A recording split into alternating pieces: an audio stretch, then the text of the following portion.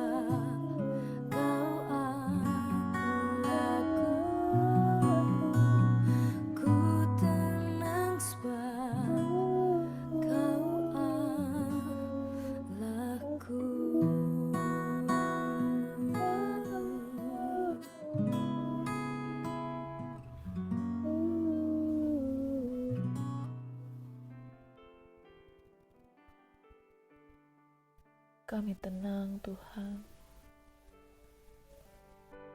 Sebab Engkau Allahku,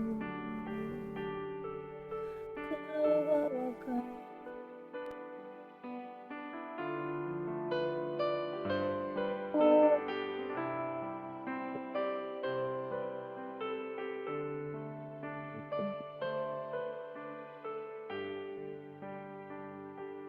gadamu dan tongkatmu, itulah yang menghibur.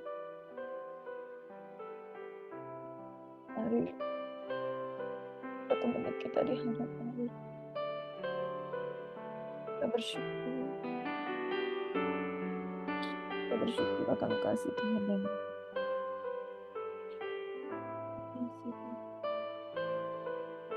bersyukur. Kami buka kedua tangan kami. Engkau yang menyediakan segala yang baik dalam hidup kami. Semua yang terbaik Engkau sediakan. Semua yang terbaik Engkau berikan Bapa. Kasih setiamu lebih dari hidup.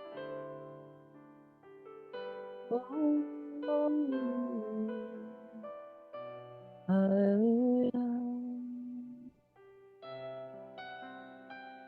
Makasih.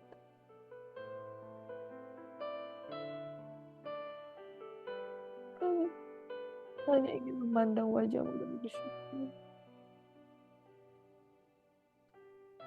Betapa banyak yang Kau perbuat dalam kehidupan kami. Bukan aman, bukan tenang bersama-Mu Bapa. Yesus, pegang erat kami. Tak dapat di luar kasih-Mu Bapa. Jangan pernah Kau tinggalkan kami Tuhan, sebab Engkau alasan untuk ku hidup.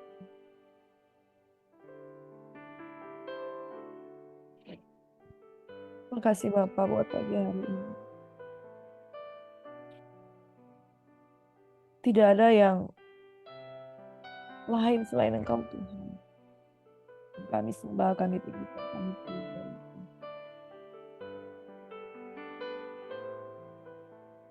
Ketika ada banyak orang lain meragukan Engkau, kami memutuskan untuk tetap percaya. Hadirat-Mu tidak bisa disangkal. Kami tidak tahu ketika kami mengangkat tangan. It's just You pouring out Your love and blessing unto us. Sesuatu yang tidak pernah kami dapatkan di luar. Berbahagialah orang yang akan mencari, karena ia akan dibalas. Barang siapa lapar dan haus akan Tuhan, dia akan memperoleh, dikenyangkan oleh firman. Firman Tuhan satu-satunya yang memberikan kekuatan untuk menguasai kehidupan kami. Makasih Tuhan. I'm so blessed. Pagi hari ini aku sangat diberkati. Karena kebaikan Tuhan itu luar biasa. Sahabat Gestis yang diberkati oleh Tuhan Yesus Kristus. Tidak ada alasan untuk kita meragukan kuasa Tuhan. Banyak orang meragukan kuasa Tuhan, seperti melakukan pancingan kepada Tuhan. Dengan cara seperti ini. Tuhan, kalau Engkau tidak memberkati aku tidak akan setia kepadamu. Sikap merajuk itu iman anak-anak. Tuhan, kalau Engkau nggak sembuhkan hari ini, saya nggak mau ibadah. Tuhan, kalau Engkau nggak jawab doaku pengen dipromosikan di jabatan. Kalau Engkau nggak jawab doaku, aku akan berhenti saat teduh malam. Tuhan, kalau Engkau nggak ikuti mau aku akan berhenti melayani. Aku akan berhenti hadir di doa puasa. Aku akan berhenti untuk ikut-ikut ke sana untuk melayani Tuhan.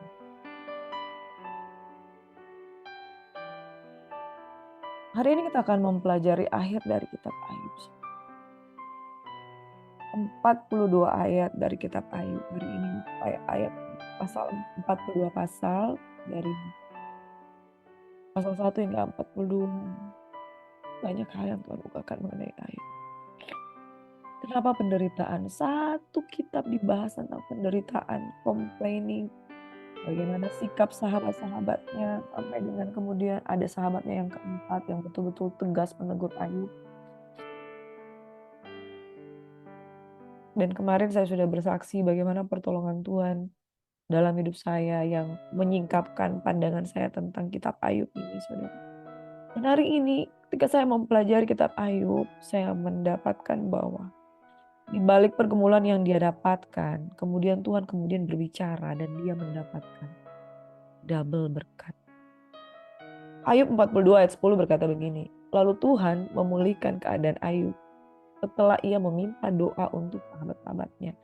Dan Tuhan memberikan kepada Ayub 2 kali lipat dari segala kepunyaannya dahulu. Dari Ayub 42 ayat yang ke-10. Sahabat GSS yang diberkati oleh Tuhan kita Yesus Kristus. Untuk sebuah perjalanan panjang, di mana Ayub bingung, Ayub tidak mengerti dengan apapun ujian yang Tuhan izinkan dalam hidupnya. Ayub kecewa dengan ketiga temannya, kemudian datang temannya yang lebih muda, yang lebih tegas dari 3 teman yang lain, yang lebih mengerti tentang hatinya Tuhan, bahwa Tuhan berfirman dengan berbagai-bagai cara, yaitu Elihu. Di balik semua itu kemudian Ayub menyadari dan dia mendapatkan double berkat, saudara. Memang janji Tuhan itu ya dan amin ya, Bapak Ibu sahabat GSC. Kitab Yesaya 61 ayat 67 saja berkata begini, tetapi kamu akan disebut imam Tuhan dan akan dinamai pelayan Allah kita, Yahweh. Kamu akan menikmati kekayaan bangsa-bangsa dan akan memegahkan diri dari segala harta benda mereka. Sebagai ganti bahwa kamu mendapat malu dan malu 2 kali lipat, dan sebagai ganti noda dan luda yang menjadi bagianmu, kamu akan mendapat warisan 2 kali lipat di negerimu, dan sukacita abadi akan menjadi kepunyaanmu. Ada rasa malu 2 kali lipat, tapi digantikan noda dan luda yang menjadi bagianmu. Seketika lamanya Ayub ada di dalam penderitaan dan ditertawakan mungkin oleh orang. Tapi apa yang terjadi? Dia mendapatkan double porsi. Dia mendapatkan 2 kali lipat dari kepunyaannya yang dahulu. Kamu akan mendapat warisan 2 kali lipat di negerimu dan sukacita abadi akan menjadi kepunyaanmu. Sukacita abadi itu di mana kisah Ayub itu dicatat di dalam Alkitab dan sampai hari ini memberikan pengertian bagi kita semua. Sukacita yang dia alami, dia mati di usia tua dan lanjut umur dengan mengakhiri kisahnya dengan baik. Happy ending, saudara. Dia kembali mendapatkan 7 anak laki-laki, 3 orang anak perempuan, ya, Karen Hapuk dan 2 kakak adik lainnya, sebagai anak-anak gadis tercantik seluruh negeri. Saya merasakan urapan Tuhan pada pagi ini. Seperti yang saya katakan di dalam Ibrani 12 ayat 5 dan 6. Jangan buru-buru meninggalkan persoalan yang Tuhan izinkan terjadi. Telitilah maksud Tuhan di balik semua. Kalau engkau menemukan maksud Tuhan dengan baik, sebaik-baiknya, bahwa Tuhan berfirman dengan berbagai-bagai cara untuk melatih kita akan menemukan kebaikan di sana. Ayub menemukan kebaikan di balik persoalannya. 42 pasal mengungkapkan bagaimana dia menderita. Tetapi toh di akhir ceritanya dia mendapatkan pengertian tentang menghormati dan takut akan Tuhan. Di akhir kisah hidupnya saya akan akhiri dengan Ayub mendapatkan double portion berkat daripada Tuhan. Menarik, saudara. Hari ini ketika engkau menghadapi kesukaran di dalam hidupmu, kenapa kesukaran? ending dari hidup kita itu nggak akan pernah tuh berakhir, saudara. Karena setiap hari kita buka mata kita, masalah baru. Saya kerja di tempat pekerjaan di dunia pemerintahan dengan progresivitas persoalan yang cukup tinggi. Karena kami bekerja di bidang konstruksi. Dan persoalan itu happening tiap hari. Jadi kalau kita mau berbicara soal masalah penderitaan, harusnya tiap hari nggak ada ya, saudara, kata akhir. Karena setiap hari itu ada tantangan baru, masalah baru, penyelesaian baru. Jadi berbicara soal penderitaan itu merupakan pembicaraan yang selalu progresif di dalam kehidupan kita, tuh selalu terjadi. Makanya kalau kita nggak mengerti tentang cara mengatasi penderitaan, sia-sia kita mengikuti Tuhan kalau kita hanya mengharapkan yang baik saja. Karena di balik setiap persoalan, Tuhan tidak menciptakan masalah dalam hidup kita. Tapi selama kita masih ada di dunia ini, ada aja tantangan yang ada. Itu pilihan, saudara. Kita mau mengikuti Tuhan atau enggak. Padahal dia adalah manual book yang sudah diberikan pada kita, itu Alkitab. Akan memberikan kita begitu banyak jalan keluar.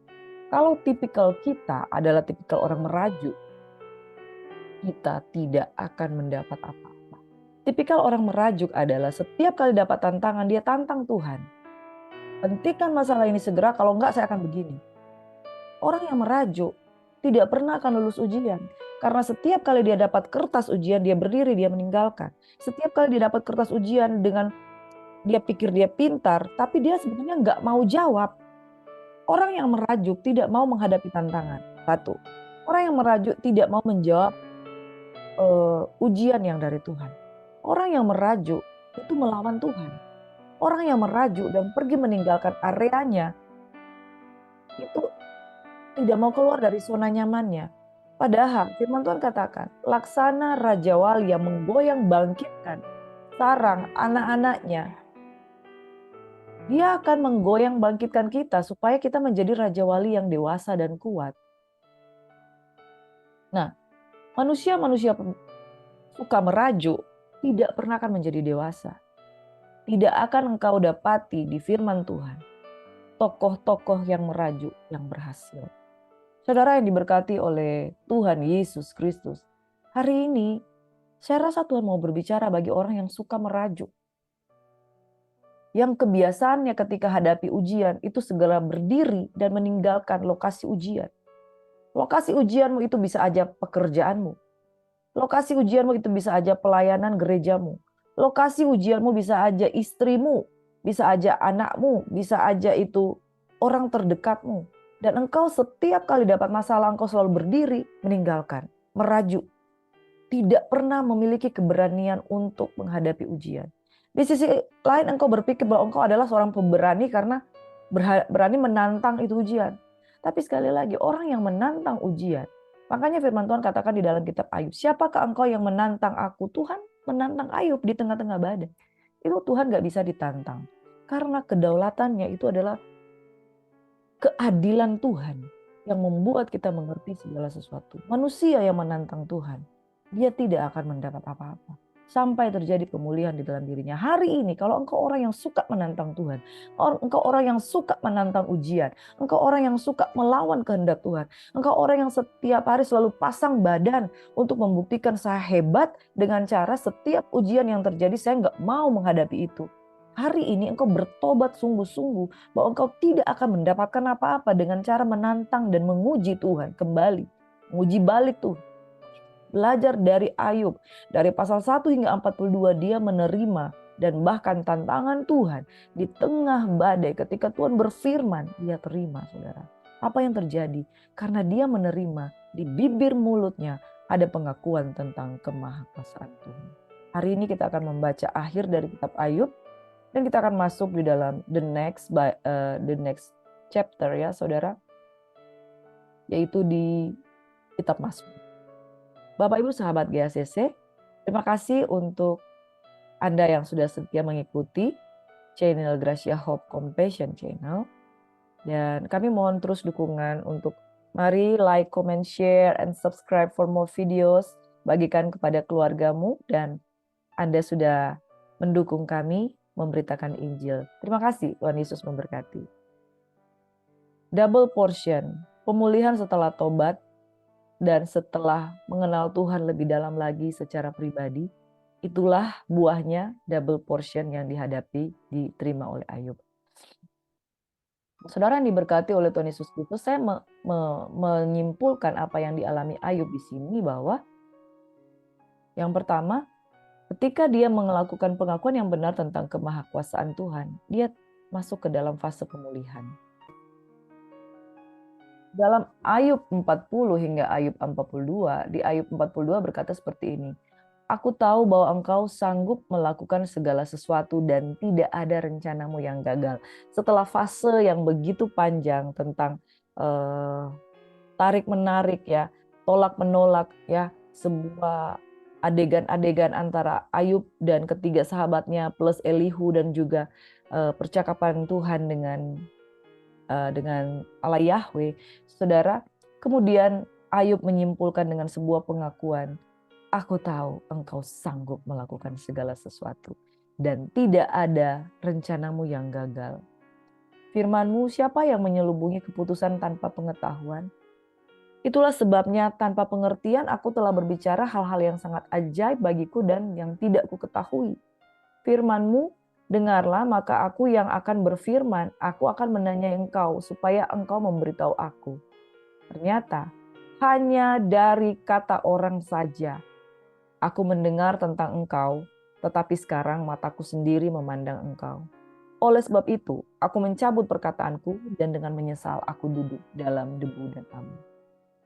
Bapak, Ibu, Saudara, sahabat GCC, adik-adik dan juga kakak-kakakku yang menyaksikan tayangan ini. Kunci terjadinya pemulihan yaitu yang pertama, setelah sepanjang perdebatan yang Ayub lakukan dan pembelaan diri, merasa diri benar, dan kemudian bertanya-tanya tentang Tuhan, dia kemudian mengakui dengan pengakuan yang benar tentang kemahakuasaan Tuhan. Saudara, penderitaan menimbulkan pengertian di dalam diri kita tentang siapa itu Tuhan yang sebenarnya. Pengakuan yang benar tentang kemahakuasaan Tuhan membuat kita memiliki rekonsiliasi dengan Tuhan. Sekali lagi, bagi orang yang suka merajuk di dalam ujian, tantangan daripada Tuhan, di mulutmu akan sulit sekali mengaku tentang kemahakuasaan Tuhan yang benar. Dan kalau itu terjadi, saudara, kita tidak memperkatakan firman. Orang yang memperkatakan firman memiliki pengakuan yang benar tentang Tuhan. Dan firman itu mengerjakan, saudara. Yesaya 55 ayat 11, firman itu diperintahkan dan seperti hujan yang turun dari bumi, dia akan mengerjakan, saudara, apa yang diperintahkan. Dan ketika terjadi pengakuan yang benar tentang kemahakuasaan Tuhan, itulah lahir dari pengalaman pribadi kita. Waktu saya mengalami pengalaman pribadi kemarin yang saya sharing, bahwa ketika saya berdoa di tengah-tengah kesesakan, saya mendapat jawaban, ada pengakuan di bibir mulut saya tentang kedahsyatan Tuhan. Pengakuan itu lahir dari sebuah pengalaman yang mengalami kuasa Tuhan, mengalami pengertian dari Tuhan. Dan kita memperkatakan firman Tuhan yang berkuasa untuk menyelamatkan jiwa kita. Dan firman Tuhan yang berkuasa untuk mengerjakan sesuatu yang dahsyat. Sehingga kita dapat mengalami hal-hal yang hebat dalam diri kita karena Tuhan yang mampukan kita. Saudara yang diberkati oleh Tuhan Yesus Kristus, miliki pengakuan yang benar tentang kemahakuasaan Tuhan. Jangan berpegang pada pengertianmu sendiri. Orang yang berpegang pada pengertiannya sendiri itu kebodohan. Orang yang berprinsip bahwa apa yang saya rasa itu yang paling benar itu kebodohan dan tidak akan mendapat apa-apa. Nah, Bapak Ibu sahabat GCC yang diberkati oleh Tuhan Yesus Kristus, Ayub memutuskan untuk mencabut perkataannya dan dengan menyesal duduk dalam debu dan abu. Setelah Tuhan mengucapkan firman itu kepada Ayub, maka firman Tuhan kepada Elifas, orang Teman, "Murkaku menyala terhadap engkau dan terhadap kedua sahabatmu, Sofar dan Belidad, karena kamu tidak berkata benar tentang aku seperti hambaku Ayub." Nah, Bapak Ibu sahabat yang GCC yang diberkati Tuhan, karena kamu tidak berkata benar tentang aku seperti hambaku Ayub, itu bukan Ayub sudah berkata-kata benar waktu sebelum-sebelumnya karena dia memiliki banyak kesalahan ya. Kalau kita melihat di kitab pasal ketika Tuhan menjawab dengan Ayub di pasal 38, 39, pasal 38, 39 ketika Tuhan menjawab dengan Ayub, di situ Ayub masih melakukan kesalahan dengan perkataan-perkataannya. Nah, yang disebut dengan perkataan Ayub yang berkata benar, itulah yang di ayat 1, 2, 3, 4, 5 setelah dia mendapat pengertian. Sebelum dia mendapat pengertian, dia sempat membenarkan diri dan perkataannya itu tidak benar. Tapi begitu dia mengubah dengan pengakuan tentang Tuhan, itu yang Tuhan katakan. Sebab kamu Elifas, Sofar, dan Bildad tidak berkata benar tentang aku seperti hambaku Ayub. Jadi yang Tuhan lihat adalah perkataan Ayub yang benar. Ada beberapa perkataan Ayub yang benar pada waktu dia mengeluh. Yaitu pada waktu engkau menguji aku timbul seperti emas. Dan masih banyak perkataan yang lainnya. Tapi ada perkataan-perkataan ya Ayub yang tidak benar ketika dia membenarkan diri. Nah, saudara yang diberkati oleh Tuhan Yesus Kristus, dan Tuhan mengakui perkataannya yang pada akhirnya ketika Ayub menjawab, oleh sebab itu aku mencabut perkataanku dan dengan menyesal aku duduk dalam abu, karena hanya dari kata orang saja aku mendengar tentang engkau, tapi sekarang mataku sendiri memandang engkau. Dan di ayat 2, aku tahu bahwa engkau sanggup melakukan segala sesuatu dan tidak ada rencanamu yang gagal. Pengakuannya yang benar, itu yang diakui Tuhan sebagai perkataan Ayub yang benar. Di sini kita lihat bahwa perkataan kita yang mengakui kemahakuasaan Tuhan, itu dihargai Tuhan dan diterima oleh Tuhan. Pasal 42 ayat 8. Oleh sebab itu ambillah 7 ekor lembu jantan, 7 ekor domba jantan, dan pergilah kepada hambaku Ayub. Lalu persembahkan semuanya itu sebagai korban bakaran untuk dirimu. Dan baiklah hambaku Ayub meminta doa untuk kamu karena hanya permintaannya lah yang akan kuterima. Sebab aku tidak melakukan aniaya terhadap kamu. Sebab kamu tidak berkata benar tentang aku seperti hambaku Ayub. Maka pergilah Elifas orang Teman, Bildad orang Sua, dan Sofar orang Naama. Lalu mereka melakukan seperti apa yang difirmankan Tuhan kepada mereka. Dan Tuhan menerima permintaan Ayub. Lalu Tuhan memulihkan keadaan Ayub setelah ia meminta doa untuk sahabat-sahabatnya. Dan Tuhan memberikan Ayub 2 kali lipat dari segala kepunyaannya dahulu. Sahabat GSS yang diberkati oleh Tuhan Yesus Kristus. Kunci terjadinya pemulihan yang pertama pengakuan yang benar tentang kemahakuasaan Tuhan. Yang kedua persembahan yang benar di hadapan Tuhan. Yang ketiga doa pengampunan dan pendamaian. Yang keempat kemudian terjadi pemulihan. Yang kelima berkat-berkat Tuhan dicurahkan. Persembahan yang benar di hadapan Tuhan itu terjadi pada waktu mereka mengoreksi kesalahan mereka, membawa korban, dan ada pendamaian.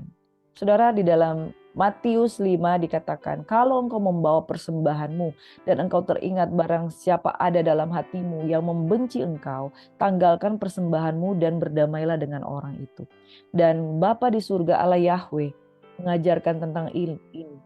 Terjadinya pemulihan ada pengakuan yang benar tentang kemahakuasaan Tuhan yang lahir dari mulut Ayub, dan Tuhan menerima perkataan Ayub yang benar, dan Tuhan tidak menerima perkataan 3 sahabat itu yang tidak benar, dan mereka disuruh mempersembahkan korban. Persembahkan korban ini adalah untuk juga mempersembahkan korban bersama-sama dengan Ayub, dan ketika persembahan itu dijalankan, di situ terjadi pemulihan, bukan saja dengan Tuhan, tapi mereka meminta ampun kepada Ayub. Di situ ada rekonsiliasi, doa, pengampunan, dan pendamaian. Di mana ada doa, pengampunan, dan pendamaian, mereka sebagai manusia-manusia yang diuji oleh Tuhan, itu mengalami pendamaian, pengampunan, dan terjadilah pemulihan. Pemulihan adalah kunci breakthrough. Makanya di dalam Yakobus 5 ayat 16, doa orang benar, bila dengan yakin didoakan, itu sangat besar kuasanya. Oleh sebab itu saling mengampunilah kamu, supaya doamu itu bisa didengar Tuhan. Jadi saudara, kalau kita mengalami pengujian daripada Tuhan, gak cukup sekedar kita mengakui kebesaran Tuhan. Gak cukup sekedar kita memberikan persembahan yang di dalam roh dan kebenaran. Tapi harus ada doa, pengampunan, pendamaian dengan barang siapa yang berelasi dengan kita. Yang kita tahu ada masalah yang belum kita bereskan. Bapak Ibu sahabat GSS yang diberkati oleh Tuhan, doa pengampunan dan pendamaian itu yang akan membuat persembahan kita tuh nggak sia-sia. Makanya apinya itu akan berbau harum di hadapan Tuhan. Apinya itu akan terbakar dan berbau harum di hadapan Tuhan, naik di hadapan Tuhan, dan menjadi bau dupa yang berbau harum di hadapan Tuhan. Pada saat kita menaikkan doa pengampunan, pendamaian, berkat Tuhan turun, pemulihan terjadi.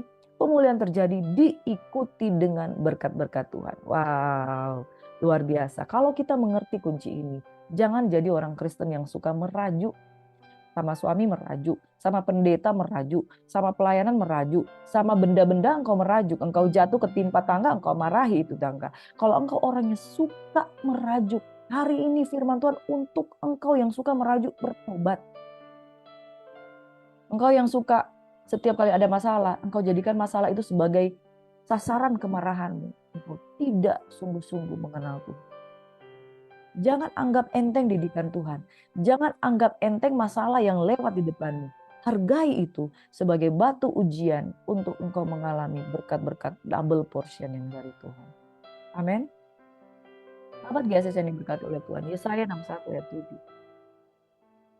Sebagai ganti malu, noda, engkau akan mendapatkan berkat Tuhan 2 kali lipat.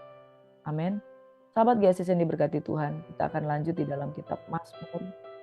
Kitab Mazmur berkata dalam pasal 1 dan pasal 2, berbahagialah orang yang tidak berjalan menurut nasihat orang fasik, yang tidak berdiri di jalan orang berdosa, dan yang tidak duduk dalam kumpulan pencemooh, tetapi yang kesukaannya ialah Taurat Tuhan, dan yang merenungkan Taurat itu siang dan malam. Ia seperti pohon yang ditanam di tepi aliran air, yang menghasilkan buahnya pada musimnya, dan yang tidak layu daunnya. Apa yang diperbuatnya pasti berhasil. Bukan demikian orang fasik. Mereka seperti sekam yang ditiupkan angin. Sebab itu orang fasik tidak akan tahan dalam penghakiman. Begitu pula orang berdosa dalam perkumpulan orang benar. Sebab Tuhan mengenal jalan orang benar, tetapi jalan orang fasik menuju kebinasaan. Beribadahlah kepada Tuhan dengan takut dan ciumlah kakinya dengan gemetar, supaya ia jangan murka dan kamu binasa di jalan. Sebab mudah sekali murkanya menyala. Berbahagialah semua orang yang berlindung padanya. Saudara yang diberkati oleh kita Tuhan Yesus Kristus, kitab Mazmur ini adalah kitab yang ditulis oleh para pemazmur. Ada banyak pemazmur, tetapi pada umumnya Mazmur yang dicatat ini adalah dari kidung puji-pujian dari Daud. Bapak Ibu sahabat GSS yang diberkati oleh Tuhan Yesus Kristus. Senada dengan kitab Ayub di dalam Mazmur 1 ini Tuhan katakan, biarlah kita tidak berjalan menurut nasihat orang fasik, tidak berdiri di jalan orang berdosa, dan tidak duduk dalam kumpulan pencemooh, tapi yang kesukaannya ialah Taurat Tuhan, yang merenungkan siang dan malam. Ia akan seperti pohon yang ditanam di tepi aliran air. Similar artinya kurang lebih sama, bahwa orang yang ketika dia hadapi masalah apapun, dia tuh duduk di kaki Tuhan. Makanya Ayub katakan tidak ada rencanamu yang gagal, sebab orang yang duduk di kaki Tuhan itu akan mendapat pengertian-pengertian Tuhan. Bukan seperti orang fasik. Orang fasik kalau di dalam Mazmur 50 ayat 16 itu orang yang menyelidiki ketetapan-ketetapan Tuhan, tapi mereka tidak melakukannya. Mereka tahu firman, tapi mereka tidak melakukannya. Ayub adalah orang yang mengenal Tuhan hanya dari kata orang saja, tapi dia duduk di kaki Tuhan, kemudian dia beroleh pengertian daripada Tuhan. Orang fasik itu menyelidiki ketetapan-ketetapan, tapi mereka tidak melakukannya. Makanya saudara, jangan jadi orang yang suka merajuk. Pengertian itu ada, banyak, pintar, tapi tidak terimplementasi dalam kehidupannya. Itu kefasikan. Ya. Saudara buka di dalam Mazmur 50 ayat 16. Mereka adalah orang-orang yang menyelidiki ketetapan, tapi begitu datang masalah, kalau nggak lari, mereka menantang masalah itu dan pakai ayat-ayat firman Tuhan untuk menyalahkan Tuhan. Jangan menantang Tuhan, saudara. Orang fasik tidak akan tahan dalam penghakiman. Begitu juga orang berdosa dalam perkumpulan orang benar. Orang fasik tidak akan tahan dengan pengajaran yang benar, tidak akan tahan dengan roh Tuhan. Begitu mereka berhadapan dengan roh Tuhan, mereka langsung gelisah, berdiri dan keluar. Tapi Tuhan mengenal jalan orang benar, jalan orang fasik menuju kebinasaan. Itu sebabnya saudara, kita akan menjadi orang yang berbahagia kalau kita nggak dengar apa kata nasihat orang fasik. Nasihat orang fasik adalah orang yang berbibir mulut manis dan menggunakan aturan-aturan Tuhan untuk membenarkan diri mereka, tapi menjauh daripada ujian yang Tuhan izinkan. Mereka nggak mau menghadapi.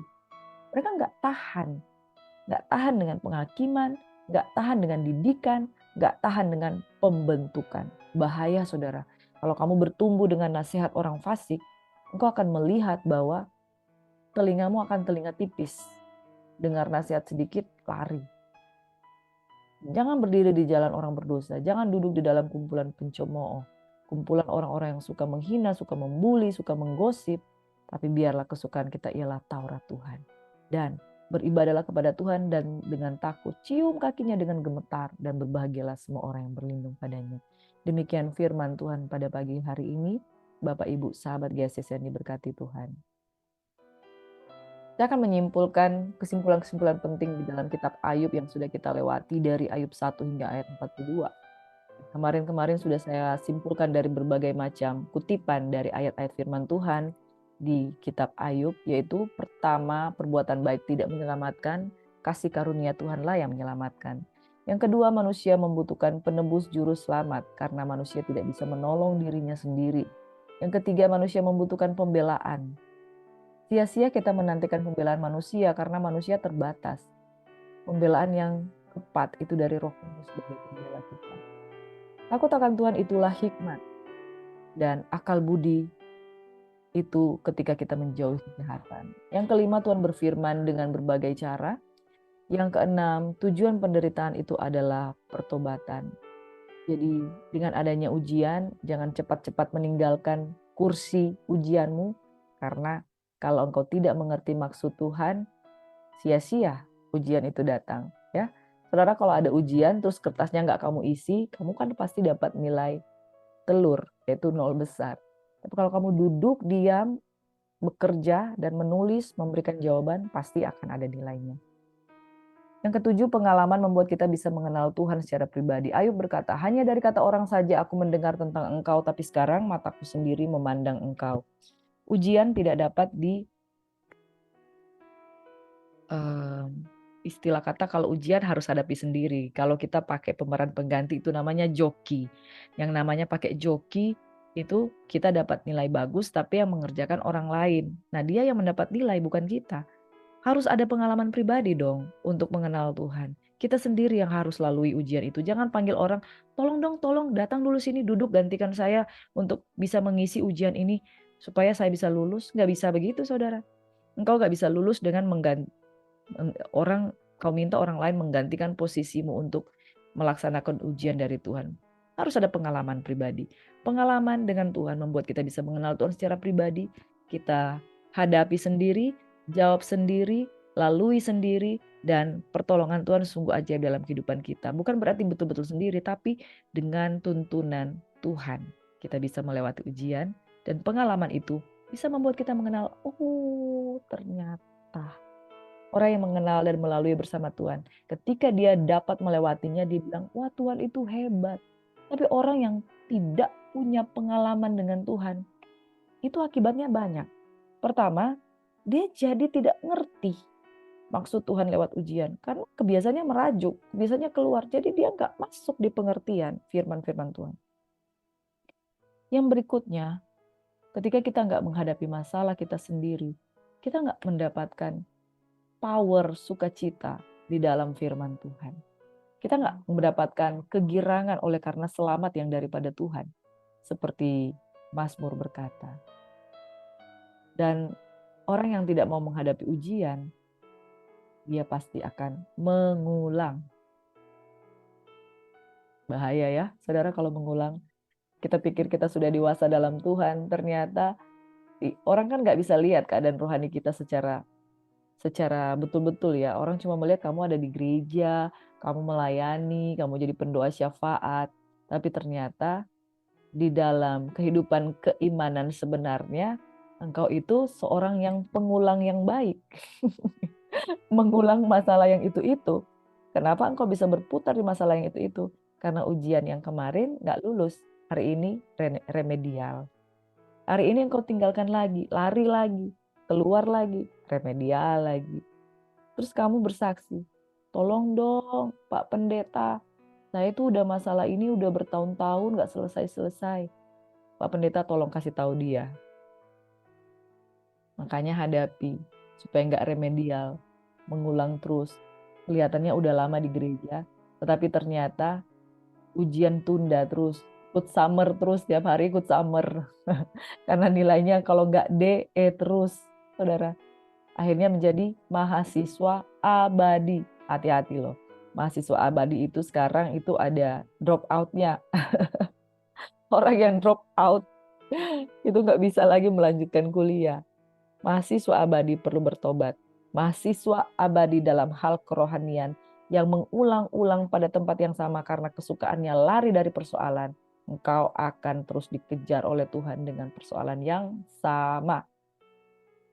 Pemulihan double portion. Ya, salah ya tulisannya. Pemulihan double portion setelah tobat dan mengenal Tuhan.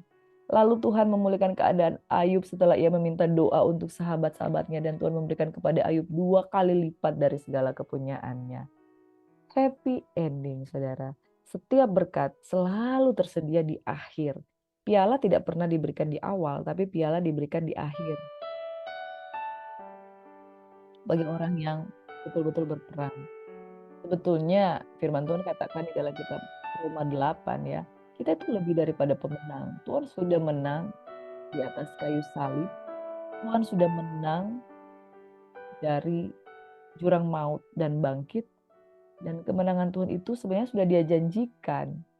Hanya saja dia menunggu di akhir dari pertandingan dan menunggu dengan piala. Ayo, kamu akan mendapatkan piala ini. Kalau kamu betul-betul menjalani itu.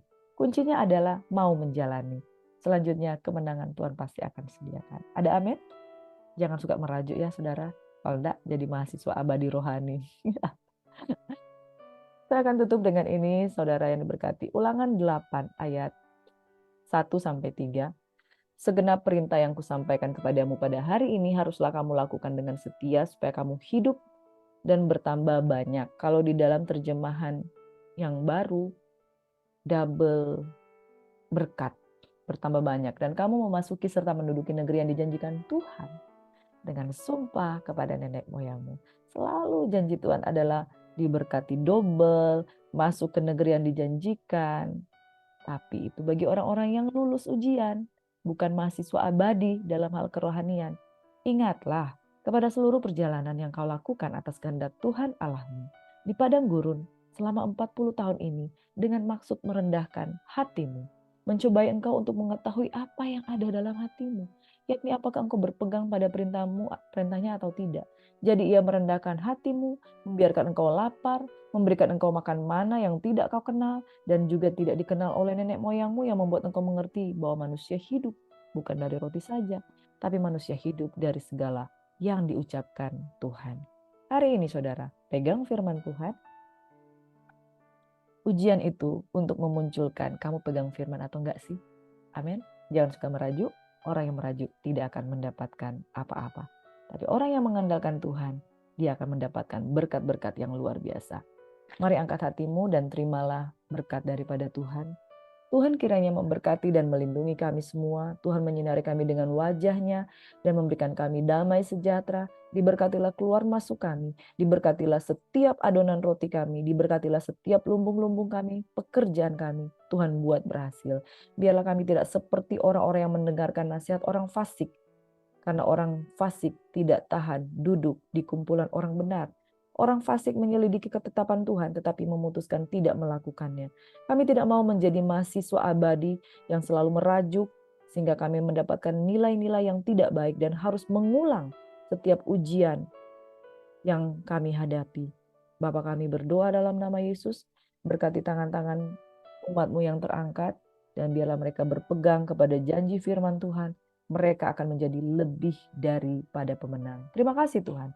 Berkat Engkau sediakan, tercurah, double portion bagi orang yang bertobat sungguh-sungguh, dipulihkan, dan mengenal Tuhan secara pribadi.